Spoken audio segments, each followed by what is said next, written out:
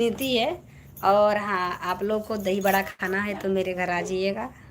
आप थोड़ा मेहनत करो। हाँ मेरे राजेश भाई, हम तो मेहनत बहुत कर रहे हैं।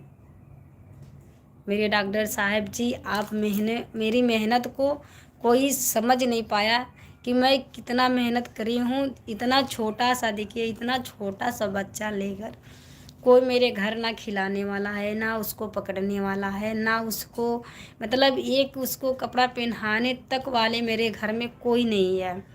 फिर भी देखिए, मैं इतना छोटा बच्चा लेकर खाना पीना, झाड़ू पोछा, अपने शरीर को करना, बच्चे को करना, अपने हस्बैंड को संभालना, बताइए फिर भी मैं वीडियो बनाती हूँ।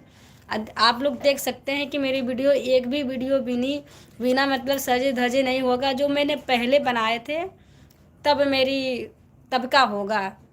अब की मैं बिल्कुल तैयार होके अच्छे से धूमधाम से मैं वीडियो बनाती हूँ।